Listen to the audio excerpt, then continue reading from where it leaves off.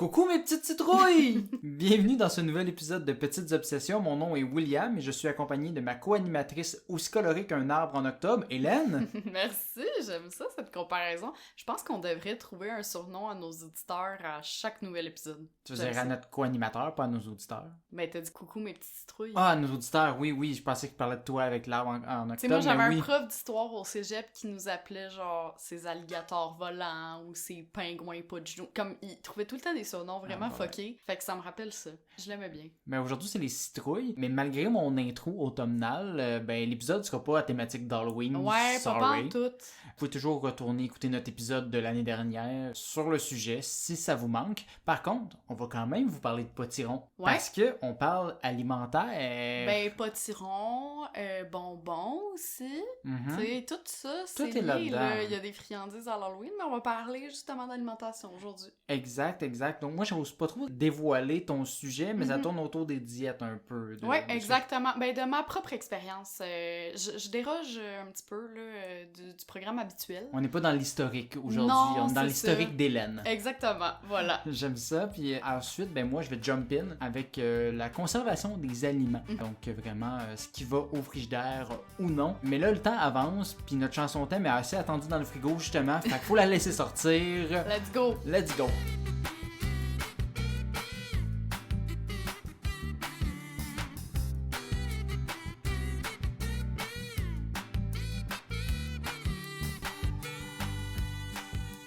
Donc, je vais faire un petit trigger warning là, en début d'épisode parce que on va aborder des thèmes comme les troubles alimentaires, les troubles de la santé mentale et de la grossophobie. Donc, à toi, la personne qui nous écoute, si ces sujets sont trop sensibles, je t'en voudrais tellement pas que tu skippes cette partie pour écouter que celle de Will qui va être, ma foi, beaucoup plus légère, je pense. Je pense que oui, effectivement. Mais on mettra un timestamp après Oui. en post-prod pour les gens pour qu'ils puissent Vraiment. skipper comme qu'ils veulent. Hello, ici Will au montage pour vous dire que vous pouvez skipper vers 33 minutes 15, 33 minutes 20 si vous voulez pas entendre parler de ces sujets sensibles-là. Là, je dis à peu près ça parce que, tu sais, plus je parle, plus ça va être loin. Fait que je vais arrêter de parler parce que sinon, maintenant, on rentrera plus dans les temps puis on va être à 33 minutes 57. Fait que, en tout cas, bye!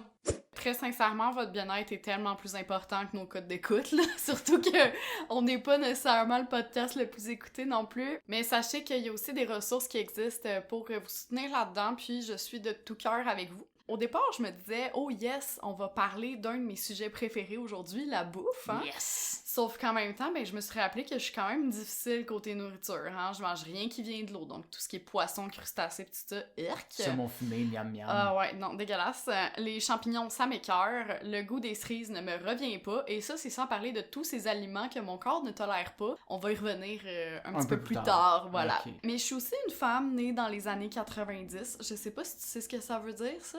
Ça veut dire que t'approches la trentaine. Rappelle-le-moi pas, s'il te plaît. Okay.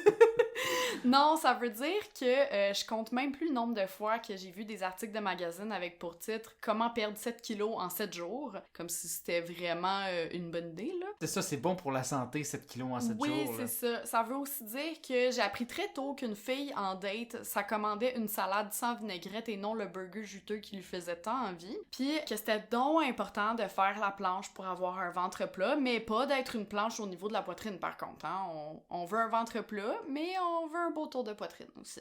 Je pense que tu vois où je veux en venir. J'ai grandi dans l'hypersexualisation, le culte de la minceur et tous les standards de beauté inatteignables que notre magnifique société met de l'avant. À l'époque de mon adolescence, je croyais sincèrement que j'étais assez intelligente pour ne pas adhérer à cette mentalité, dans le sens où je savais que c'était souvent du fake, les pubs que je voyais, qu'il y avait du Photoshop, des choses comme ça. Mais n'empêche que les femmes autour de moi avaient tendance aussi à déprécier leur corps, ce qui m'a transmis cette habitude en héritage. Hein. Je suis trop ci, je suis pas assez ça, je suis trop grosse, je suis pas assez intelligente, je suis trop mince, je suis ci, je suis ça. Bon, bref. Je l'ai entendu à maintes reprises.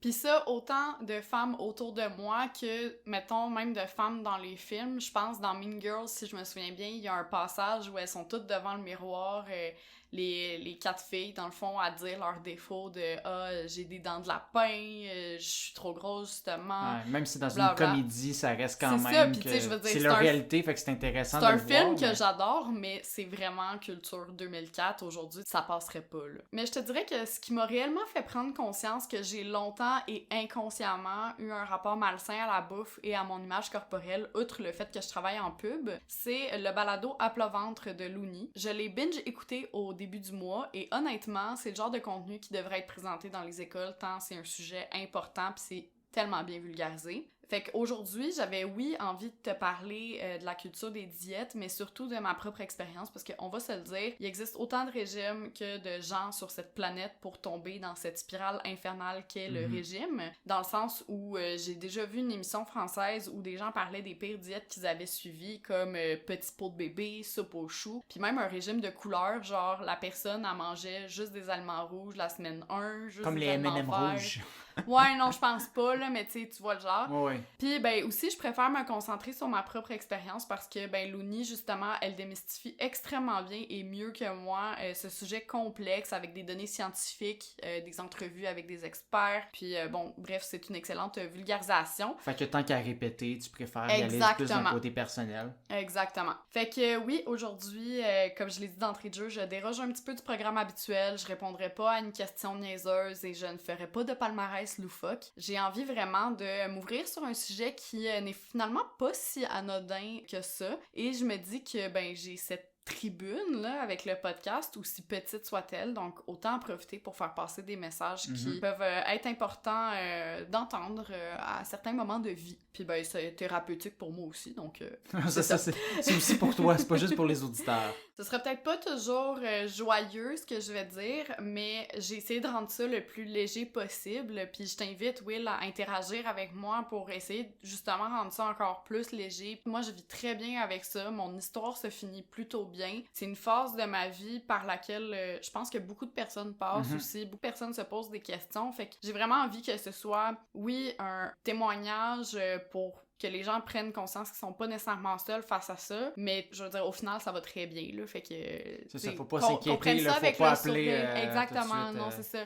Puis, ben, comme je suis pas Benjamin Button, je vais commencer par mon enfance et non ma Non, vieillesse. l'inverse. Non, ta trentaine. Non, c'est ça, exactement, qui n'est pas encore arrivé. Donc, à l'époque, faut dire que j'étais plutôt active. Je passais mon temps au parc de l'autre côté de la rue. J'ai fait de la natation, du ski, du tennis et au moins 1273 parties de ballon chasseur dans la cour d'école. Je les ai pas toutes gagnées, malheureusement. Mais bon. Je suis sûr que t'étais pas très bonne au ballon chasseur. Ah non, au début, j'avais peur du ballon. Pour Ça, vrai. c'est voilà.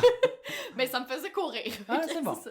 Bref, j'étais pas la plus sportive, mais je bougeais quand même pas mal. Puis comme on a toujours une alimentation équilibrée à la maison parce que, ben, il y a des petits problèmes de santé dans ma famille, physiquement, j'étais quand même plutôt svelte. Sauf que voilà qu'un jour de septembre, je me réveille et je me rends compte que j'ai la fameuse première visite de Dame Nature. Fini les années de petite fille, mon corps change. J'avais déjà commencé à avoir de la poitrine, des poils un peu partout, des hanches un petit peu plus présentes. Mais ce samedi-là, thank God, je n'étais pas à l'école et je ne portais pas de pantalon blanc. Mes premières règles sont venues me dire bonjour. Coucou Hélène, Ouais. c'est nous le rouge. Oui, c'est ça. Bref, comme tout le monde qui passe par ce stade-là, je commence cette période qui est la puberté, ce qui fut assez perturbant dans mon cas. Pas nécessairement vous qui allez l'entendre, là, vous allez trouver que c'était une puberté très normale, mais juste moi, comment je vivais ces changements-là. Merde, Ouais, c'est ça. Du jour au lendemain, ou presque, je me sens plus du tout à l'aise avec mon corps. J'ai l'impression que les gens ne voient que ça. Surtout comment il a changé. Justement, tu sais, le fait que j'avais de la poitrine, tout ça, puis j'ai eu ma puberté très tôt, là, 11 ans, c'est jeune. Fait que je commence à me cacher vraiment le plus possible. Je sors de moins en moins de la maison. Je cesse la plupart des activités physiques que je pratiquais, de peur justement qu'on voit mon corps, mes formes, tout ça. Puis quelques mois après les premières manifestations de la féminité dans mon bas-ventre, donc vers mes 12 ans, j'ai un rendez-vous de routine chez mon pédiatre, parce que oui, à 12 ans, je voyais encore un pédiatre et non un médecin normal, là. I guess c'est normal, je sais pas. Ouais, ben je pense que, tu sais, ma mère qui travaille en santé, elle savait à quel point c'était compliqué de trouver un médecin de famille. Fait qu'elle dit, faut qu'on reste avec le pédiatre.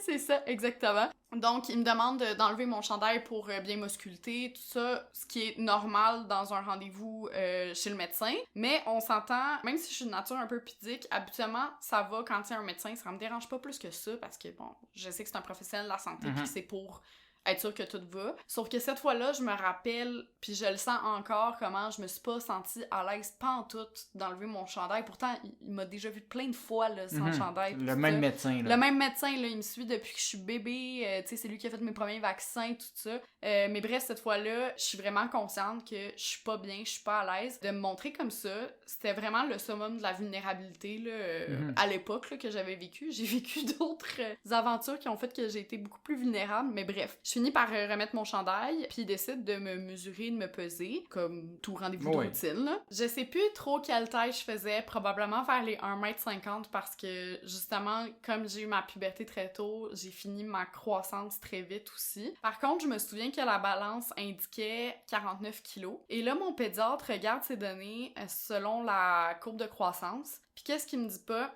Que si je continue comme ça, je vais finir obèse. Sympathique, ce médecin. Ouais. J'ai 12 ans, là, on se rappelle. Puis, je veux dire, c'est pas dramatique, 49, ben, ça n'a pas rapport, là. J'ai vérifié, la moyenne des filles à cet âge-là, c'est à peu près 42 kilos. Tu sais, on s'entend, je suis pas 20 kilos au-dessus, là, je suis 5-6 kilos au-dessus, 7 kilos au-dessus de la moyenne, là. Puis, ben, c'est la moyenne actuelle, puis genre, j'ai vérifié sur un site, fait que ça se peut que ce soit même pas la bonne donnée. Quand même, juste pour se dire que calme-off, ce monsieur, le médecin. Ouais, avec du recul, je me rends compte que c'est le premier commentaire grossophobe que j'entends à mon égard. Ça vient d'un professionnel de la santé, fait que ça pèse encore plus. Puis pour vrai, je suis convaincue que ça a causé un traumatisme en moi, là, par rapport à, justement, mon image corporelle, parce que ça m'est resté en tête pendant vraiment un long moment. Puis je suis devenue encore moins à l'aise avec mon corps, donc encore moins active, donc encore plus difficile de maintenir ma silhouette, maintenir mon poids, tout ça. Puis je me suis prise des remarques de mon entourage,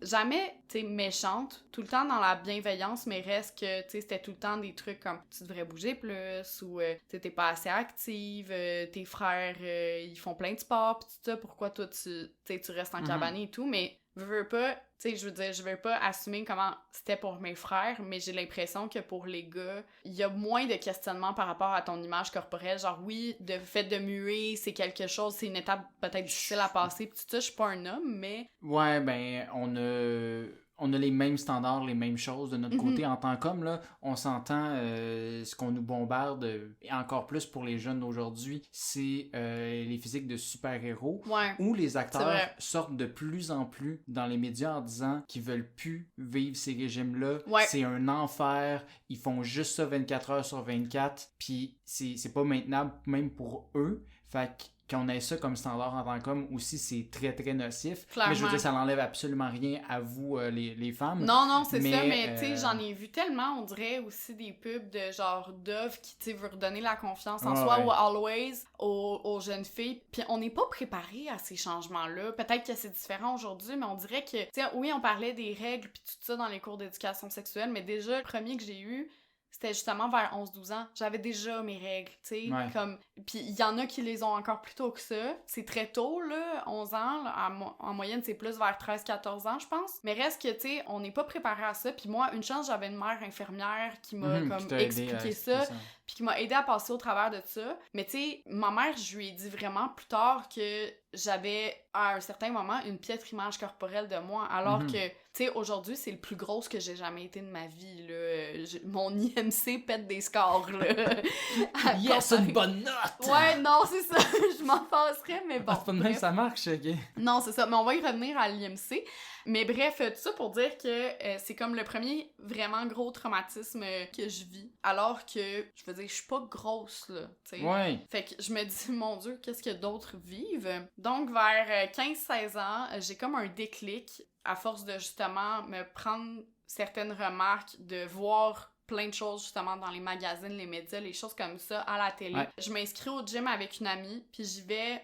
3-4 fois semaine souvent, à raison d'au moins 1h30 par séance. Je fais une demi-heure d'elliptique, je fais quasiment 1 heure de muscu, des fois je vais refaire du cardio, je vais courir, bref. Je constate vite que c'est pas assez pour perdre les quelques kilos que je croyais avoir en trop, et là je souligne le croyais parce que aujourd'hui, là, j'y pense, là, pis je suis comme « Oh my God, ma fille, t'as rien vu, là. Aujourd'hui, t'en as Réponds-toi. C'est ça, aujourd'hui, t'en as des kilos en trop, mais à l'époque, là, que dalle, là, t'étais une asperge, là, ma chum. » Fait que qu'est-ce que je fais? Ben, je commence à compter les calories. Je me pèse tous les jours. Je deviens honnêtement obsédée par mon poids et la minceur à ce moment-là. Puis tous les grammes que je perds sont une victoire, mais c'est jamais assez. C'est comme addictif. Faut tout le temps que j'en perde plus. Puis tu sais, mais à un moment donné, tu sais, je sais bien que je peux pas me re-rendre à 49 kilos puis mesurer 15 cm de plus. C'est ça, t'as grandi, tu peux pas te rendre au même poids, c'est pas logique. Exactement. Là. Heureusement, je tombe pas dans l'anorexie ou la boulimie, mais je suis franchement pas trop loin de la dysphorie puis l'orthorexie, là. Donc l'obsession de, tu sais, manger sainement, tout ça. Puis rendu au cégep, je prends le cours de conditionnement physique. Pas parce que j'aime particulièrement aller à la salle, là, au contraire, mais vraiment parce que je me dis que ben, ça va me permettre de découvrir de nouveaux exercices, de me bâtir un plan d'entraînement, puis de continuer dans ma quête de maigrir, puis maintenir une silhouette, être mince, puis représenter ces standards de beauté-là, ben aspirer plutôt, là, parce que je pense pas que je compte tous les standards de beauté de la société, loin de là. Mais bref, à l'époque, je fais à peu près 1m63, donc comme aujourd'hui, là, 5 pieds 4 et demi pour... Bout de cul! Ouais, pour ceux qui ont de la difficulté avec la conversion, pour environ 60 kilos, ce qui me donne un IMC de 22,5, donc poids santé, le pile au milieu. Là, c'est la bonne note. Ouais, c'est ça. Jusque-là, ça va. Sauf que vient un second traumatisme. Lors d'un des cours de conditionnement physique, le prof sort un outil muni de pince pour mesurer notre gras devant toute la classe. Gentil professeur. Ouais. Puis on s'entend, là, j'étais au cégep, là, donc c'est il y a moins de 10 ans, là, même si j'approche la trentaine, je suis pas si vieille que ça. Mais bref, je me souviens plus exactement de mon pourcentage que j'avais obtenu, mais je me rappelle que c'était dans la tranche un petit peu plus élevée, mettons. J'étais dans les normes pour une fille, là. Je pense que les normes, c'était entre 22 et 30%, là, de quoi de même. C'était correct, t'étais poids santé. Ouais, j'étais genre 29%, mettons, là. Ouais. Puis là, ça en est suivi, tu sais, du festival de la comparaison. Tout le monde se dit, bon, toi, t'as obtenu quoi? C'est quoi ton IMC? Puisque, bon, on a mesuré plein d'affaires cette journée-là, là, pas juste le gras, quand même. Sauf qu'il y a des données comme l'IMC, donc l'indice de masse corporelle. Faut dire que ça prend pas en compte le pourcentage de masse musculaire, de masse graisseuse, les os, l'eau, tout ça. Ce qui fait que, ben... c'est pas très fiable. Mais ça, à l'époque, je ne l'avais pas compris. Donc, moi, j'étais comme, bon, ben, tu sais, ça veut dire que je suis en santé ou ça veut dire que je suis trop grosse aussi ou ça. Puis là, aujourd'hui, là, pour être totalement transparente, j'ai un IMC de 30, genre. Fait que je suis en surpoids, là, pas loin de obésité niveau 1 même. Okay. Mais bref, tu sais, je suis consciente que, justement, là-dessus, il y a du muscle, il y a des os, il y a de l'eau, il y a plein d'affaires, plein de composantes, là, exactement. Bref, j'ai joué au yo-yo avec mon corps et mes habitudes jusque vers mes 18 ans. Et à 18 ans, je suis tombée malade. Mais malade, genre, j'ai des maux de ventre horribles et des nausées inexpliquées. Je me suis rendue à l'hôpital 1 fois, 2 fois, 3 fois. Je suis passée par tous les diagnostics, cœliaque, endométriose, fièvre méditerranéenne, maladie psychosomatique. Bref, ce n'est que 3 mois plus tard que j'ai obtenu une réponse après être passée sur la table d'opération. Parce que mon médecin trouvait tellement pas la cause qu'il s'est dit qu'il irait directement à la source en m'ouvrant en deux, voir ce qui clochait.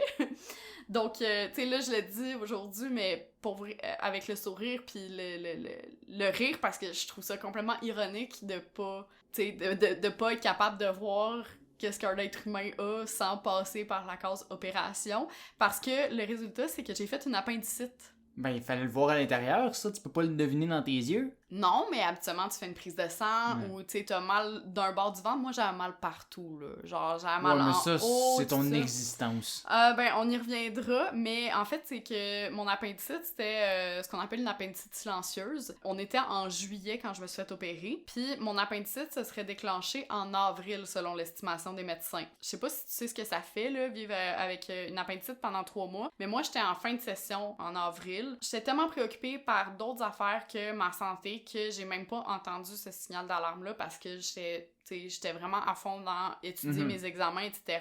Je prenais beaucoup de pilules contre la migraine parce que je suis migraineuse aussi. Ce qui fait que mon appendicite, c'est comme un petit peu guéri d'elle-même, mais bon, elle n'est pas médecin, elle n'a pas de doctorat, donc ça n'a pas fonctionné.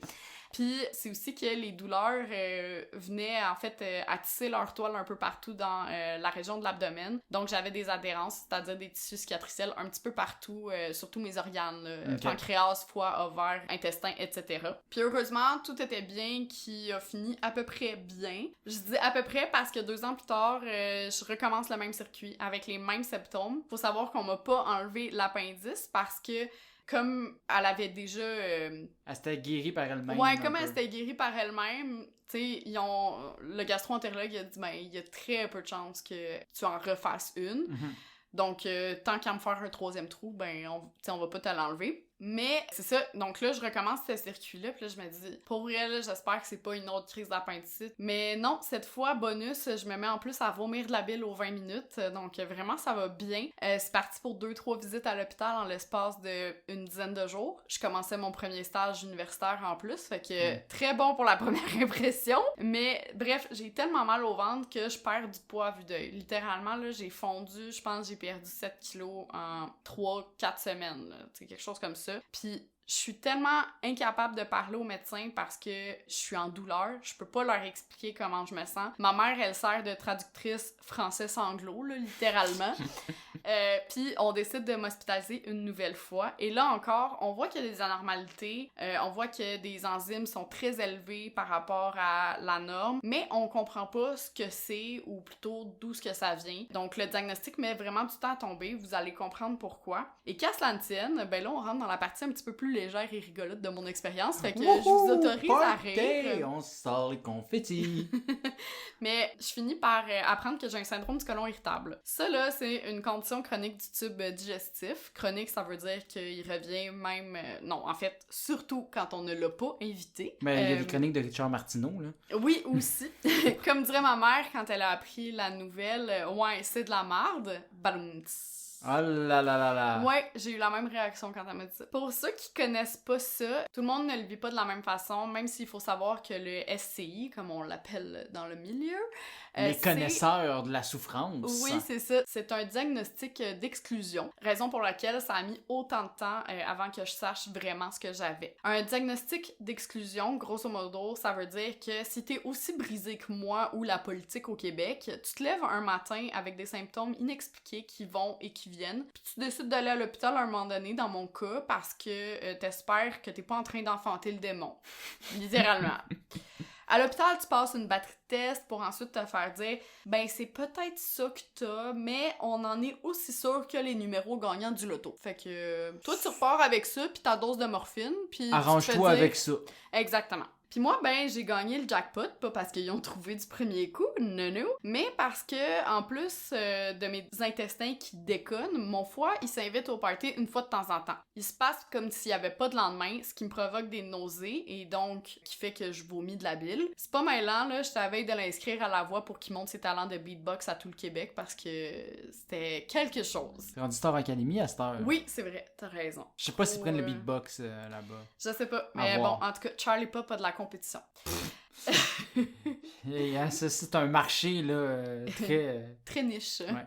Mais c'est fou quand même les diagnostics d'exclusion. Tu sais, on est capable de trouver des vaccins contre la COVID-19 en moins d'1 an, mais impossible de dire avec précision si ton intestin a parfois des sautes d'humeur. En fait, c'est exactement ça. Mes intestins, là, c'est comme un troupeau de femmes en PMS pas synchronisé. Ils deviennent complètement hystériques tout d'un coup pour aucune raison et sur plusieurs jours. Mais contrairement au cycle menstruel, mes crises ne se fient pas nécessairement au cycle lunaire pour se pointer le bout du nez. Elles viennent quand ça leur tente. Surprise! Oui, voilà. Bref, pas étonnant que le premier gastro-entérologue que j'ai vu ait voulu m'envoyer en psychiatrie avant de comprendre que je ne suis pas la fille qui criait au loup. Oui, on ne m'a pas cru tout de suite. Bon, c'est vrai que je parlais un peu fort, mais je criais pas « au loup » dans l'hôpital non plus. On va se le dire. Si tu faisais vraiment ça, là, je t'aurais pitché à l'asile for sure. Non, mais on va se le dire, il y a rien de plaisant à avoir des ballonnements sans savoir si le futur les transformera en constipation ou en diarrhée. Ouais, un intestin, il faut pas que tu le fasses chier parce que sinon, il va te rendre la monnaie de ta pièce sur un moyen temps. Je me console en me Ouais, disant... parce que ça digère pas ça une pièce, t'sais, fait que si t'en manges, il va sortir. Exact. Je me console en me disant que je suis pas la seule, et non, il y aurait entre 10 et 20% de la population qui en souffre, et la plupart ne le savent même pas, les maudits mardeux. Tu parlais de ta mère pis ces jeux de mots de merde, t'es pas mieux. Jeu de mots de marde. Voilà. Mais pas de quoi s'inquiéter, là, si vous le savez pas que vous avez ça, on n'en meurt pas. Au contraire, c'est bien plus le fun à faire durer le plaisir, hein? C'est juste qu'ils sont exclus des exclus. Exactement. Ils savent pas qu'ils sont exclus. Dis-toi juste que la prochaine fois que tu passes la journée en boule dans ton lit, c'est peut-être pas à cause de ta brosse de la veille, mais de ton intolérance insoupçonnée aux oignons, à consommer avec modération comme moi. Ouais, plus on vieillit, pire c'est en plus, là, fait que c'est ça qui est le fun. Oui. Pour savoir que je suis intolérante aux oignons, entre autres, là, je te rassure, il y a plein d'autres choses que je ne digère plus, malheureusement. J'ai fait un régime qu'on appelle FODMAP. Attention, ce n'est pas melt fat, là, donc ça ne vise pas à être un régime minceur là, pour faire brûler du gras. C'est vraiment un régime sans gluten, sans lactose, sans glucides fermentescibles, bref, sans plaisir que j'ai dû subir. Comment ça fonctionne? Pendant 7 semaines, j'ai retiré de mon alimentation une liste d'aliments longue comme le traité de Versailles, histoire de ramener la paix dans mon intérieur. Puis, à chaque semaine, j'ai rajouté un aliment cru que j'ai mangé seul. Donc, j'ai dû manger un oignon seul, en collation, ouais. Tu as-tu mangé comme une pomme? Tu as coupé un petit bout? Non, j'ai coupé en bout, là, quand même, là. Manger comme une pomme, voyons,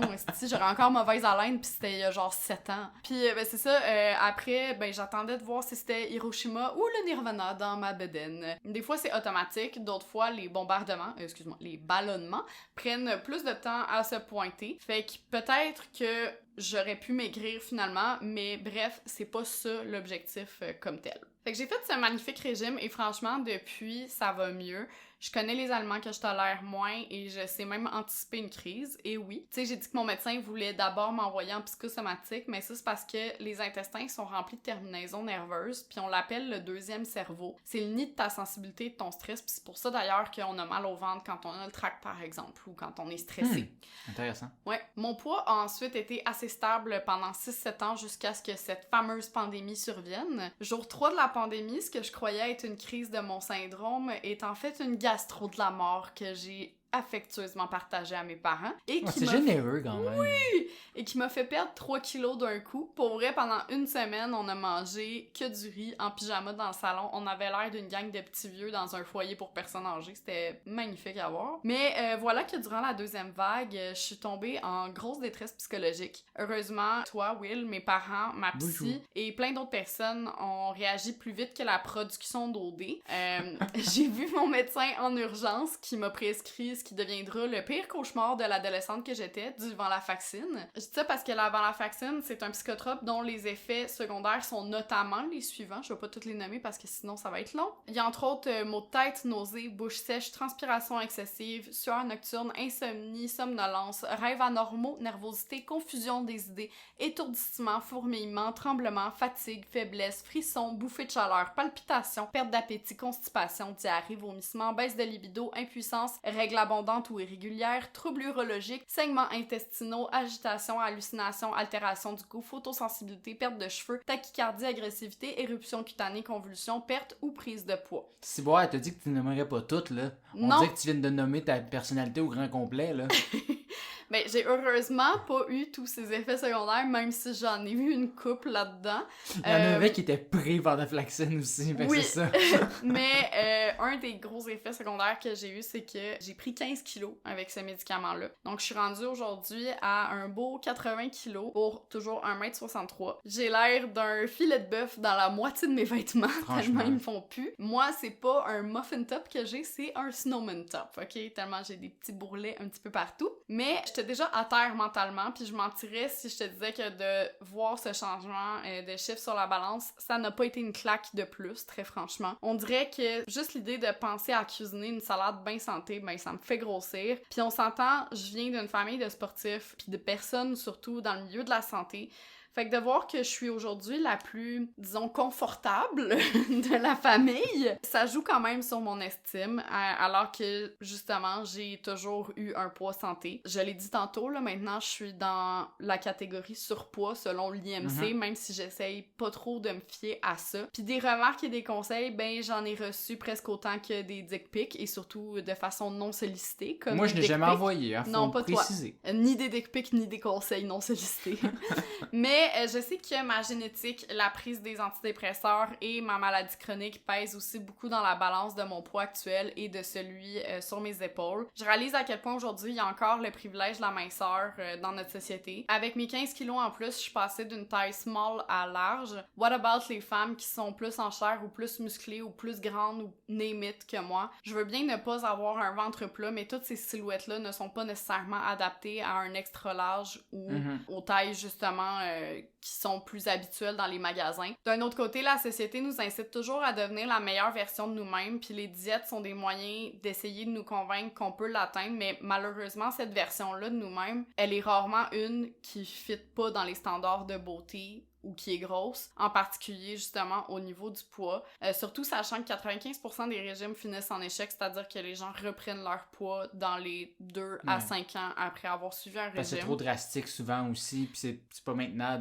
Tu dois essayer de garder un peu ce que t'aimes manger, mais en plus petite quantité. Le sinon, 5% qui réussissent, là, c'est parce qu'ils continuent de se priver, ils continuent à être vraiment toqués sur la bouffe qu'ils mangent, sur faire du sport, tout ça, puis c'est vraiment malsain, là. Ben, c'est pas malsain de faire du sport non, pis mais de dans le bien sens manger, psychologiquement... Oui, si tu fais juste penser trop à ça, c'est sûr que ça peut être lourd. Puis c'est ça. Puis pour être totalement transparente, depuis 2 ans, je struggle beaucoup avec mon poids et mon corps. J'essaie de réapprendre à m'aimer, puis en parler aussi ouvertement aujourd'hui, ben ça fait partie de ce cheminement-là, parce que ben j'ai plus envie de perdre du temps à monter sur la balance, à déprimer pour un chiffre qui, au final, veut pas nécessairement dire que je suis en santé ou pas, à m'empêcher de manger certains aliments qui me font plaisir, puis à me mettre à compter les calories à nouveau, et j'en passe. Les diètes, ça existe depuis la nuit des temps. Sérieusement, il y en avait déjà à l'Antiquité. C'est pas pour rien qu'on est tous un peu grossophobes aujourd'hui, puis c'est bien correct de se l'admettre, moi la première, parce que c'est un cercle vicieux. On parle tellement de grossophobie, d'une part, oui, ça aide à la sensibilisation, puis à essayer de se remettre en question, mais d'une autre part, ça laisse encore toute l'importance au corps dans la société, le fait de parler de grossophobie. Puis c'est justement à cause de ça qu'il y a des diètes aussi farfelues, qu'il y a des pilules minceurs contenant de l'arsenic,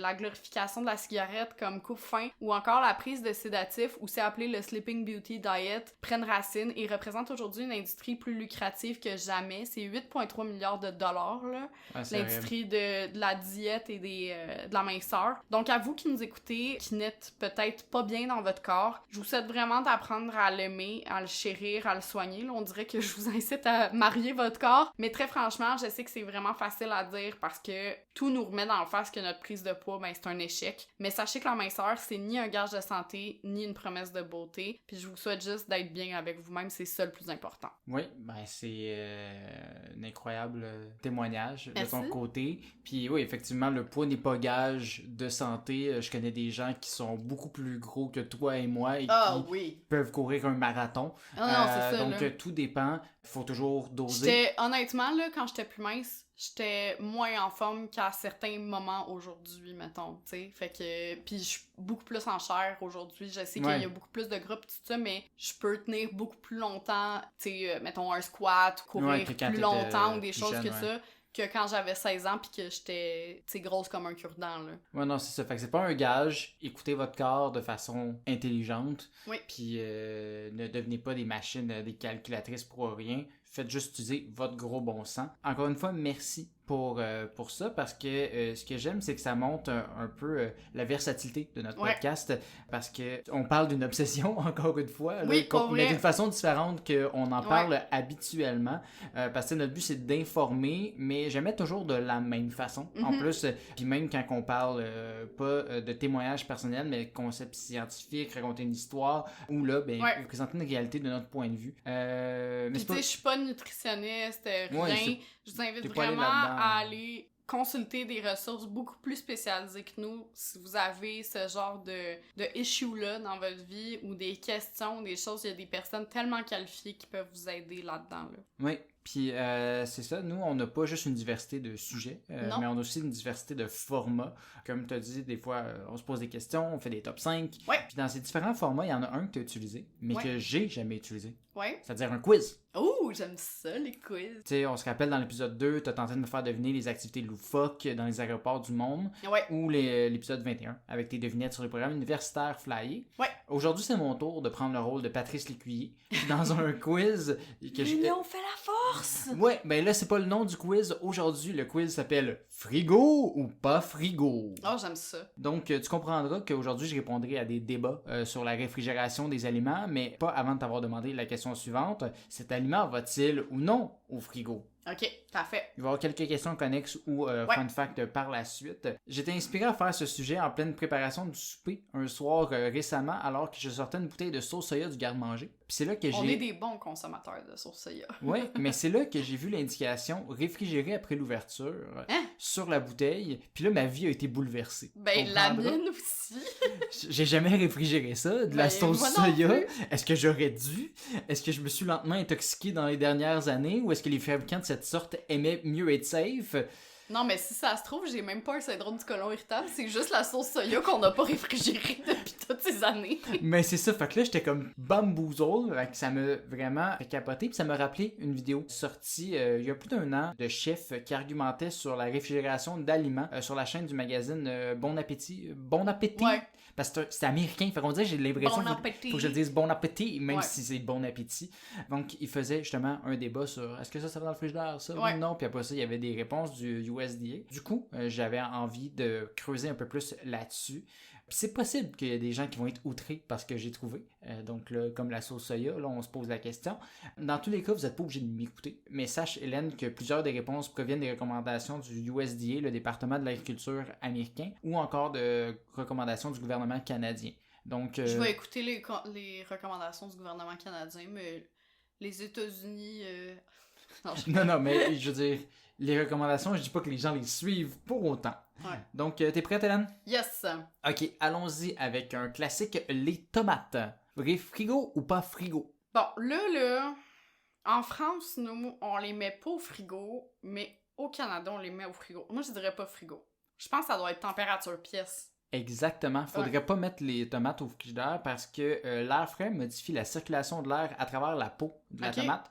Puis ça ralentit ces attributs qui contribuent à leur fournir la saveur douce et sucrée. Ouais. Donc ta tomate va être moins goûteuse si elle est au frigidaire. Donc c'est préférable de la laisser sur le comptoir pour conserver la fraîcheur et éviter l'amertume. Ah, pis des tomates au soleil, là, c'est... Ah oui, il n'y a rien de mieux qu'une tomate que tu viennes de cueillir là, dans un Ouais. jardin ou dans une serre. Deuxième classique, les concombres. Frigo, pas frigo? Ah, frigo. Non. Hein? Ouais. Avoue que t'es bamboozle, hein? Mais pourquoi t'as mis le concombre au frigo quand t'as fait l'épicerie d'abord? Non, t'as dû voir la dernière semaine, je l'avais laissé sur le comptoir. Ouais, mais là, il était dans le frigo tantôt. Ah, écoute, les vieilles habitudes meurent difficilement, mais en fait, c'est mais que... il ramollit pas, genre? Ben non, justement, il devient plus aqueux et peut se couvrir de petites cavités quand il est au frigidaire. Ok. Encore là, selon le USDA, encore une fois, Ouais. il faudrait idéalement qu'il soit conservé à 12 degrés Celsius dans un milieu très humide. Ce qui est ni le frigo, ni la pièce. C'est ça, fait que faites ce que vous voulez un peu là-dedans, ça peut s'argumenter. Mettez-le dans votre salle de bain. C'est ça, mettez-le sur le bord de la Coulez-lui douche. un bon bain. Un bain d'eau froide. Oui. Mais Ben, 12 degrés. c'est ça. Une chose est sûre, par contre, le plastique, Oui. ça c'est pas juste pour être désagréable envers l'environnement, ça sert à garder la fraîcheur du concombre plus longtemps. Ah, ok, justement, je voulais faire un TikTok ou quelque chose par Ah, rapport à ça. I got you. C'est Mais bon. en fait, c'est surtout pour le concombre anglais, Ouais. parce que c'est une sorte de concombre qui a une peau pelure. Je sais pas. Je sais pas, l'extérieur, là. Oui. Le vert foncé. Le vert foncé. Il est plus mince que la plupart des concombres, fait qu'il pourrait Ouais. se cogner puis s'abîmer. Puis ça le protège moins aussi. Fait que ça permet de garder le truc plus frais avec le plastique. Fait que c'est pour ça que ça, c'est pour la fraîcheur. Puis si on se rappelle, à l'épicerie, le concombre, il est sur le comptoir. Oui, c'est vrai. Donc pourquoi on le met au frigidaire quand on arrive? Parce qu'on est con. Parlant d'être con et de mettre au frigo, les poivrons. Ben là, tu viens de me dire, parlant d'être con pis de mettre au frigo, fait que j'imagine, nous on le met au frigo, mais il faudrait pas. Ben, en fait, encore une fois, il y a des débats. Oui, c'est ça. C'est un peu comme la tomate. Le poivron perd de sa saveur quand il est réfrigéré, puis les basses températures font aussi perdre le croquant un peu du poivron, ce qui est décevant dans une trempette, hein, on va se le dire. Ouais. Par contre, chose est sûre, s'il est coupé en petits morceaux, faut que tu le réfrigères. Ouais. Donc, dans les 2 heures après qu'il ait été coupé, faut les mettre au frigo dans un plat hermétique. Ouais. Donc, si vous doutez puis que vous voulez avoir l'air cool dans les 2 gangs, ceux qui réfrigèrent et ceux qui le font pas, mais coupez-le en arrivant de l'épicerie. Mettez-le dans le petit pot. Vous dites, ouais, mais c'est pas de ma faute, je l'avais coupé. Fait que là, tu règles le problème. Mais oui, selon certains, il faudrait les laisser. Fait que, mettons, tu le manges dans la journée même ou dans le lendemain, je pense que c'est pas trop grave, tu peux le laisser sur le comptoir. Ouais. Les avocats? Température ambiante, ça c'est sûr. Oui, ben c'est ça. Ça, c'est un assez simple. Mais les avocats, là, c'est comme les bananes, faut prendre rendez-vous avec. Ben c'est ça, c'est que si tu vois qu'il est mûr, mais que tu as prévu ta guacamole demain, mets-le au frigo. Fait que ça va ralentir un peu. Mais sinon, tu peux très bien laisser ça sur le comptoir sans problème. Les fruits à noyaux, comme les pêches, les prunes, les nectarines, les abricots? Mais j'ai envie de te répondre la même chose que les tomates, dans le sens où en France, chez nous, on les laisse vraiment tout le temps dans le panier sur le comptoir, mais ici, on les met dans le frigo. Ben, c'est ça. Je pense qu'on a trop une tendance à mettre les choses dans le frigo pour rien parce que c'est pas nécessaire, encore une fois. Fait que tu peux le mettre dans ton panier à fruits aussi, sans problème. Là, un truc que j'ai vu, puis je sais pas pourquoi des gens feraient ça, mais apparemment, il y en a qui le font. Du pain tranché. Ouais. Frigo, pas frigo. Moi, personnellement, pas frigo, mais je sais qu'il y a du monde qui le met dans le frigo. Mais la réponse est faites pas ça. Si vous voulez vous mettre dans le frigo, mettez-le au congélateur. Parce que le congélateur, ça va conserver la consistance de ton pain comme il faut, puis tu le mets dans le toaster, tout va bien, puis tu peux le garder beaucoup plus longtemps que sur le comptoir. Sur le comptoir, c'est bon. Mais au réfrigérateur, oui, ça l'empêche la moisissure de se propager, mais ça peut aussi assécher ton pain. Fait qu'il va vraiment être moins moelleux. Fait que pas le fun, ça. Non, effectivement. Un débat entre nous deux, celui-là. Le beurre. Moi, je le mets dans le frigo, personnellement. Parce qu'on dirait, je sais pas, c'est un produit laitier, là. Je peux pas imaginer. Mais en même temps, tu sais, en tout cas. Mais je sais qu'il y a beaucoup de monde qui le laisse sur le comptoir pour comme le ramollir pis tout, mais on dirait comme... Ah! Ben, je sais pas. Je suis là pour te rassurer. Le beurre, vu qu'il y a une forte teneur en matière grasse, c'est gras du beurre! puis une faible teneur en eau, ça fait qu'il est moins susceptible de favoriser la croissance bactérienne que d'autres types de produits laitiers. Vu que c'est très très gras, c'est encore plus vrai avec les beurres salés. Très peu de chance, ça va prendre vraiment beaucoup de temps. Le monde qui mange pas du beurre salé, là... Ça, vous aimez pas le plaisir, pour vrai. Ça, exact. Donc, ça fait que c'est pas grave si tu laisses sur le comptoir parce qu'il va pouvoir se conserver adéquatement. Non, mais attends, mais on dirait que j'ai tellement eu une mauvaise expérience avec du beurre récemment qu'on avait commandé. Ouais, mais ça, je pense que... Non, je sais que c'était juste la sorte, mais comme... Mais ce qui est peut-être arrivé... On a fait une intoxication alimentaire sur du beurre, là. Oui, ben c'est ça. C'est que le problème, c'est l'exposition à la lumière, la chaleur et à l'oxygène qui peut provoquer du rancissement. Donc, c'est peut-être ça qui est arrivé avec ce beurre-là. Non, mais dans le fond, tu peux le laisser sur le comptoir, mais pas juste ouvert. Tu peux le mettre dans les petits pots à beurre. On l'avait pas laissé ouvert. Non, mais peut-être qu'il a été mal entreposé. Ok, en fait, je comprends. Originalement. Des études ont montré que le beurre a une durée de vie de plusieurs mois et ça, même conservé à température ambiante. Ouais, je connais du monde qui le congèle, le beurre. Oui, je savais pas que tu pouvais faire ça, mais oui, apparemment, j'ai vu ça aussi. Tu peux le garder pendant 1 an dans le congélateur. Fait que quand il y a des spéciaux sur le beurre, là... Allez-y, let's go chez Maxi! Allez-y, parce que c'est cher en esti, là, c'est des ça. fois. Il est vrai, par contre, qu'il reste plus frais plus longtemps s'il est conservé au frigo. La réfrigération ralentit le processus d'oxydation qui finit par rancir le beurre. Pour cette raison, il est généralement recommandé de ne pas laisser le beurre à l'extérieur pendant plus de quelques jours ou semaines afin de le garder frais longtemps. Si t'en prends pas trop souvent. Puis aussi, je disais, température ambiante, si ta maison est à plus de 25 degrés Celsius, conserve-le au frigidaire. Donc, en été, en pleine canicule, gardez ça au frais. C'est là qu'il va vraiment, justement, devenir dégueulasse. Mais si vous êtes comme moi, puis vous haïssez ça, ça s'étend pas sur votre toast, puis vous sacrez, genre, tout votre matin, ben, vous pouvez juste vous couper des petits bouts de beurre, le mettre sur le comptoir dans un pot, puis garder le reste au frais. Fait que comme ça, tu gardes ta fraîcheur sans sacrer. Fait que voilà. Bon truc, j'aime ça. On va se redonner un peu d'espoir avec un facile. Oui. Les pommes de terre. Pas frigo. Pas dans le frigo. La température idéale pour conserver des patates, c'est entre 7 et 8 degrés Celsius. Fait que c'est un petit peu plus haut que ton frigidaire qui est généralement à 4 degrés. Donc on regrette les vieilles maisons avec des caves pour conserver les pétates. Ouais. Euh, Puis pas à la lumière, je pense. Pas à la lumière, Ça se peut-tu? effectivement, Ouais, c'est ça. parce que ça pourrait les faire verdir puis les rendre amers à cause de la production de chlorophylle. Eh bien. Mais oui, cachez-les dans le noir. Puis là, tu vas voir, là, hey, c'est habile mon affaire. Mhm. Les oignons. Pas dans le frigo non plus, ça va avec les patates. Non, Non? faut pas les mettre avec les patates.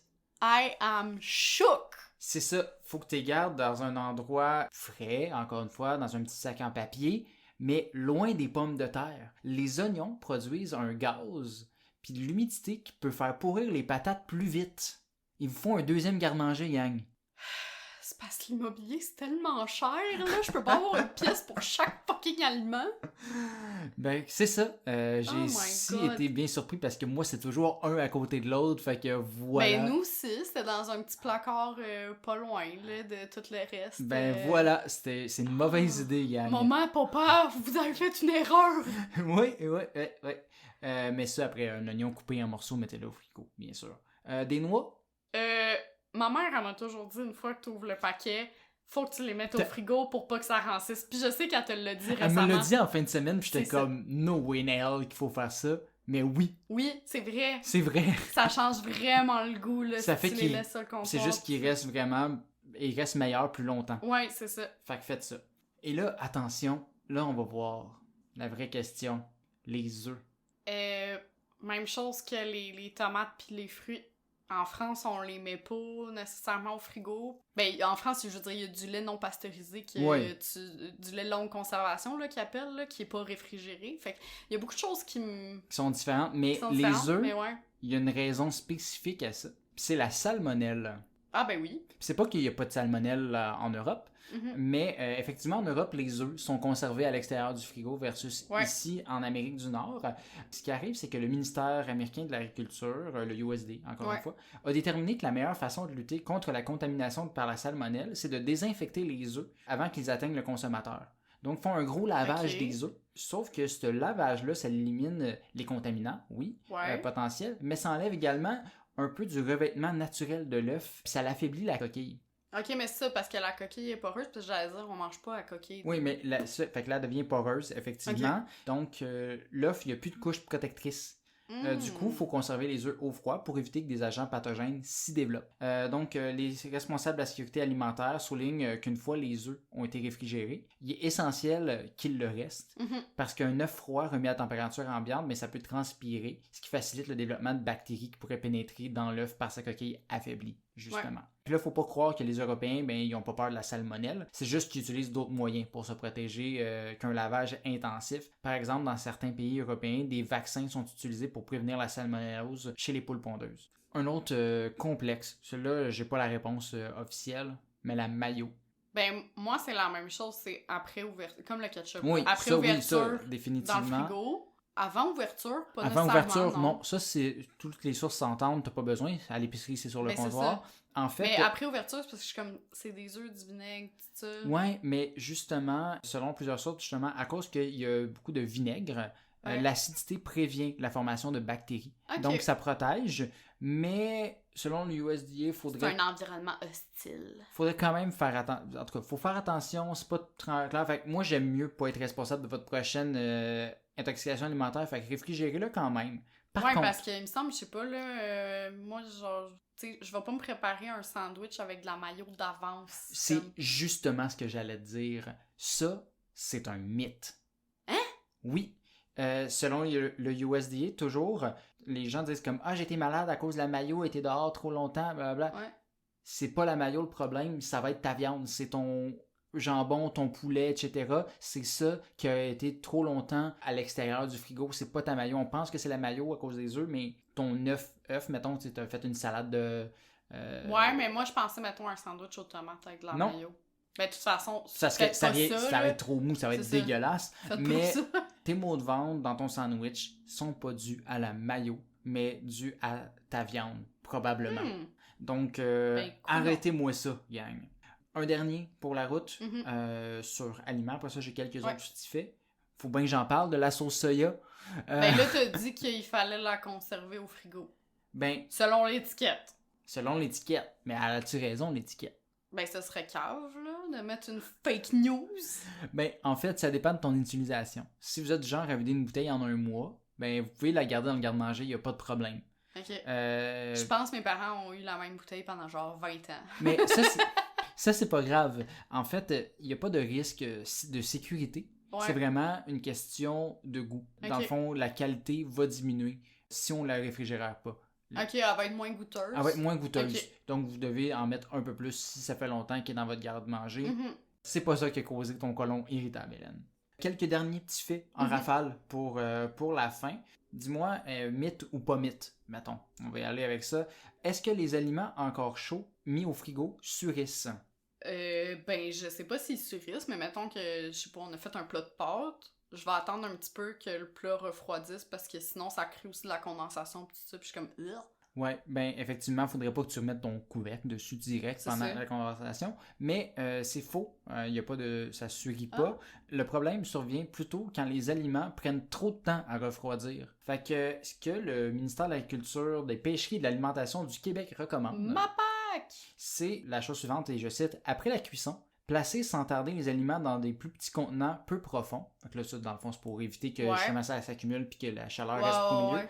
Dès que les aliments atteignent 60 degrés, j'imagine que c'est en Fahrenheit, là, mais ça doit être 15 degrés, rangez les contenants à demi couverts au réfrigérateur pour que la chaleur et la vapeur s'échappent. Une fois la nourriture bien refroidie, fermez les plats hermétiquement. Fait qu'en gros, ils te disent, mets-les au frigo le plus vite possible. OK. Ben, à 15 degrés, tu sais, alors attends pas trop longtemps. Mais faut-tu un thermomètre spécial? Ben oui, un thermomètre thermique, là, comme que j'ai acheté. OK. Bon, classique mythe, si vos restants paraissent et sentent bon, vous pouvez les manger en toute sécurité. C'est un mythe? Ben, si ça sent bon, ça veut pas dire que c'est toujours frais. Non, si ça fait quelques jours, si ça fait plus que 3-4 jours, vous êtes pas sûr, même si ça sent bon, prenez pas de chance. On vous recommande, selon les différentes institutions, de jeter quand même au cas où. Mais tu sais, si ça sent bon puis que vous l'avez fait hier, là, c'est correct. Oui, non, c'est ça. Gaspillez pas non plus. Après 3-4 jours que je dis. Congeler un aliment, ça va tuer les bactéries qui auraient pu se former dedans. Je sais pas si ça va les tuer, mais je pense qu'il y en aura moins.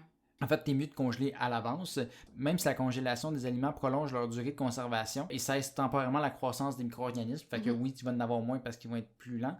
Les bactéries peuvent survivre aux températures de congélation. Ouais. Donc, c'est pas un bon moyen pour rendre la nourriture sécuritaire à consommer. Quand ils sont décongelés, les bactéries encore présentes peuvent commencer à se multiplier. Fait que la cuisson des aliments à la bonne température interne est la meilleure façon de tuer les bactéries nocives.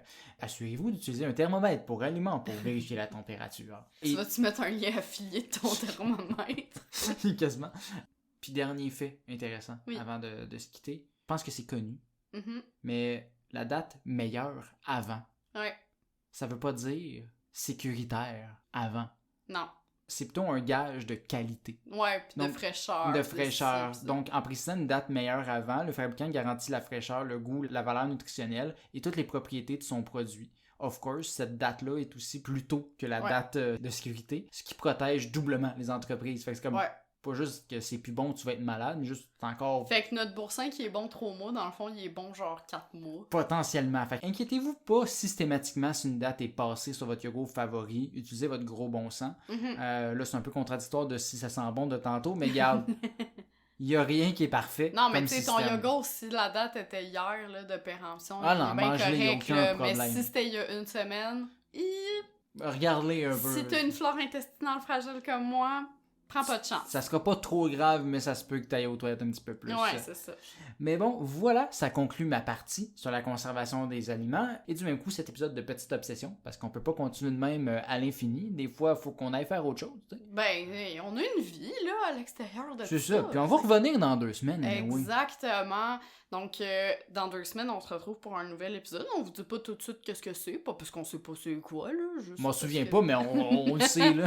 non, on le sait. Mais oui, on se retrouve dans 2 semaines pour un nouvel épisode. Puis en attendant, on vous invite à vous abonner sur vos plateformes d'écoute préférées, que ce soit Spotify, Apple Podcast, Google Podcast ou encore YouTube. Puis sinon, ben évidemment, à nous suivre sur les différents réseaux sociaux, que ce soit Facebook, Instagram ou TikTok. On publie beaucoup de contenu en parallèle de nos épisodes, d'autres petits fun facts un petit peu plus rapides. Donc voilà, on se retrouve sur les réseaux sociaux. Puis en attendant de vous retrouver dans 2 semaines, on vous souhaite une belle semaine. Bye! Salut les petites citrouilles!